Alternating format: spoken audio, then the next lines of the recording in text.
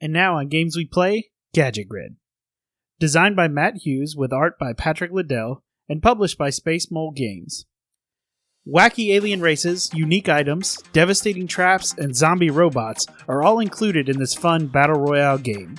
Gadget Grid supports play for 2 to 8 contestants as they try to battle it out to be the last one standing in the grid. Contestants make use of items like the laser-guided axe, unique traps, or even the zombots to damage their opponents, all while moving around the grid to collect more items and upgrades. Each contestant starts with 3 life gizmos which represent their health. Once these are depleted, the contestants are turned into zomboids. The contestant will still be able to move their character around, but lose the ability to use items and upgrades.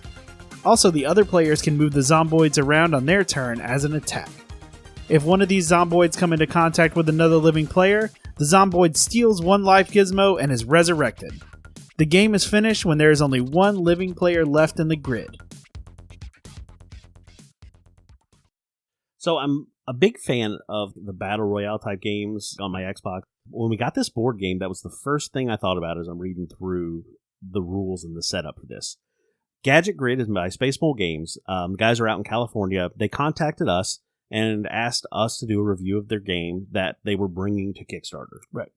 And they sent us a prototype version of it for us to sit down, play it, pulled it out. We played it, ran through it ourselves. We brought some more people in to play. First of all, the game definitely plays better with more people. Like, it's more fun, in my opinion. Yeah. But overall, like, this turned out to be kind of a great surprise for me. Yeah, absolutely. You never know what to expect when you're first picking up a game, especially one like this that there wasn't a whole lot out there about it. So I was pleasantly surprised with what we found, and once we got into it a little bit, it's pretty fun time. Like, right? Yeah. Definitely falls into that kind of family game genre like we talked about, right? Yeah. So if anybody can play, the theme of it is like all these different aliens are pulled into this intergalactic reality TV game contest. Yeah. And they're all dropped on the grid, and on the grid with them are weapons and equipment and traps, and part of the grid may be broken in some places.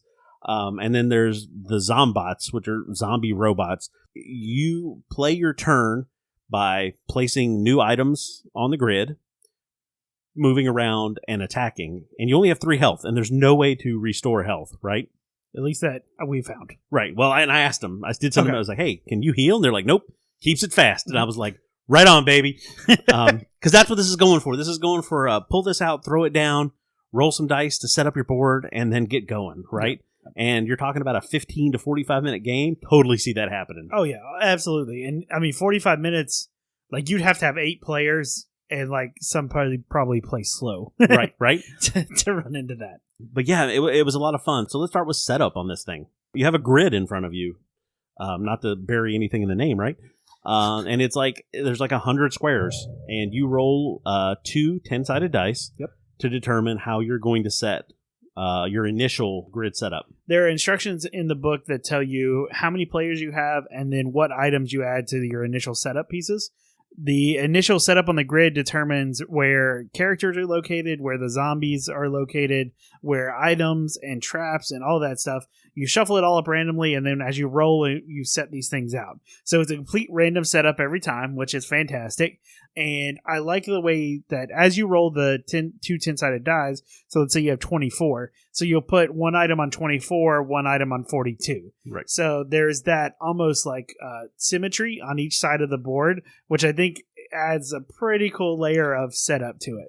You can also put things down like debris or what do they call it? Environmentals. Like it may be like part of the wall has fallen down or rubble or something that basically makes those squares impossible to use. It also affects line of sight for various items and things like that because there are items that can fire and traps that fire, things across the entire board. So it's nice to have some things that break that line of sight up as well. Yep. So yeah, I guess let's hop into our usual ratings here. Let's talk value. So the Kickstarter is what, $25 plus shipping right now. And we just talked about that on our last show. The MSRP on the game is $40, and I'm like, yeah, totally, all day, easy. The randomization in this game is going to make sure that every time you play, you're playing a different game. Yeah, I think this is one of those games that I could see being not quite filler level, but kind of like just a step up above that. Right. Like this probably isn't your headline game you're going to be playing at a game night, but this is one of those that, let's say you got one guy running late, slap this thing on the table, knock it out in 15, 20 minutes, and yeah, you're rolling with it. Yeah. I love that it isn't super in-depth, like it has enough strategic choices to make it interesting. Yes. There's a lot going on the board at all times, and you've kind of, as you're moving and you're pushing your character around the board, you've really got to look to watch where you're standing. Yeah. Because a lot of like the traps could go off, and some of them cover an expansive part of the board. Some of the weapons and some of the equipment that you can get your hands on really can do damage to a large area. Zombots can move, like, what's it, 2 squares, 3 squares? Yeah. Right. So, I mean, if you're within 2 squares of one, you're going to take, you could take damage the next round. It's a lot to keep in mind, but it was a lot of fun. Yeah. So I think on value all day long, especially right now on the Kickstarter, $25. I mean, yeah, this game is worth the $40 that is the MSRP. So to get it for $25 is a steal. Absolutely. So let's talk components. Now, this is a little bit hard for us because we have just played a prototype version. So not guaranteed that everything we played is 100% the way it'll be in final like shipping version. But still, one of the things I really enjoyed about it is the art. I feel like the art is very on theme for what they were going with. Very much. Very much. And you can tell that there's a lot of effort that was put into it from the art standpoint. One thing that I did notice that I just thought was unique is there are zombots that you put down, right? Yep. And I think there's 8 of them in the box, right? And then they're just, for our prototype version, there was just the cardboard cutouts that go on a stand.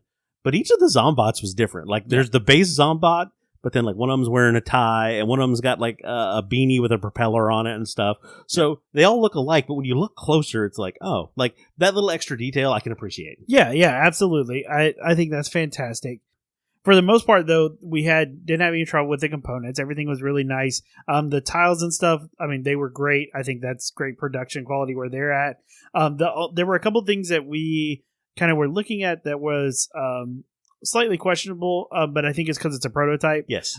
We had some trouble with the life gizmo sitting on top of the characters, and also with the box that the cards were held in, like during gameplay. But again, more than likely, that's all stuff that is going to get worked out after the project is over. But, I mean, in no way did those two things detract from the gameplay. Right. Absolutely. And it looks like if you look at the Kickstarter, it looks like they may have already fixed those in final production. So. Yeah, 100%. So I think absolutely this game is fantastic. Even, like I said, the components we played being a prototype did not do anything as far as to take away from the fun that we had with the game. Right. Let's talk gameplay. The game is very light.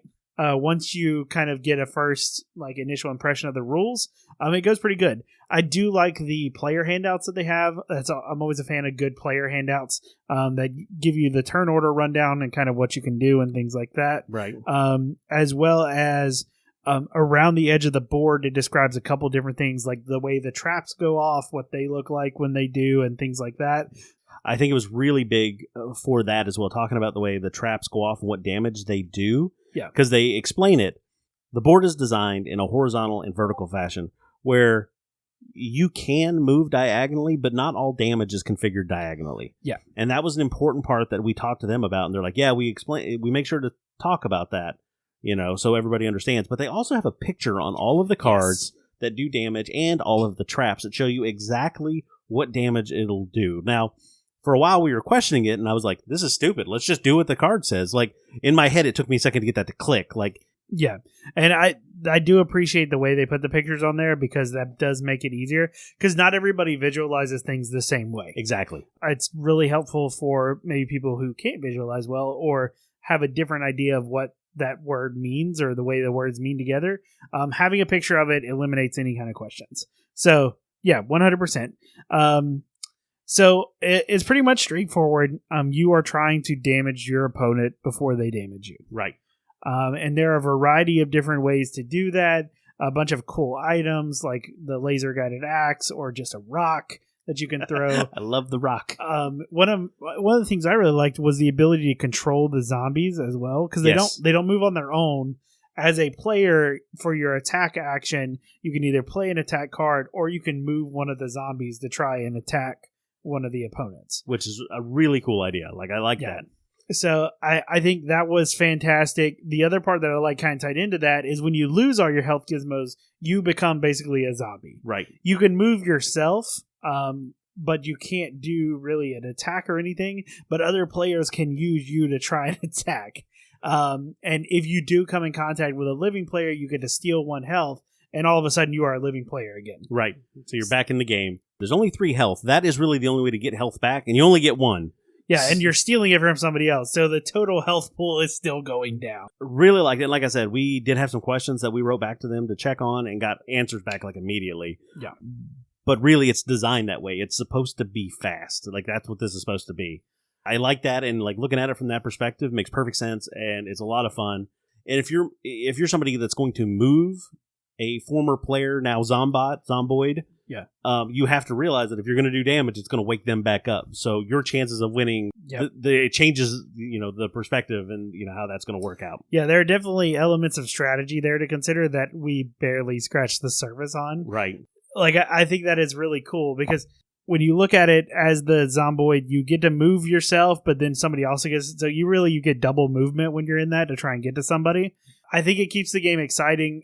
One of the things I noticed is as you're like considering on the board where you're at, you're never really truly safe. No. And there's one example in the book that it talks about of using the portal system. So there are tiles in the game that are portal tiles, and each one of them is considered adjacent to every other one. So you can walk through one portal and come out on any other portal you want. Also, you can throw items through the portals. One of the examples in the guidebook shows that one character could relatively hit every other character on the map by throwing the laser guided axe through a portal, because they could choose which portal it came out of, and that it would hit the player like all the other players. So stuff like that is really cool. It adds like a really interesting tactical element to it, but it's not at the level of like wargaming. Like, yeah, right. It's still very light and fun and fast, and if you get knocked out, then it's not that big of a deal. Like, you can reset and re-roll the grid and run it again. Yeah, absolutely.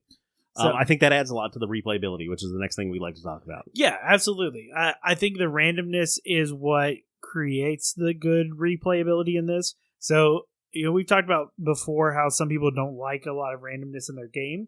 I think that happens when you're talking about player choices and things, but for this type of setup, I think the randomness is perfect for 2 reasons. One, it's not only creates like obviously the grid and where things are, but because you use both dice like flipped, it creates a symmetry on each side of the board that allows, even though like one person may get something really close to them, there's another one on the other side of the board as well that you could have access to. Right.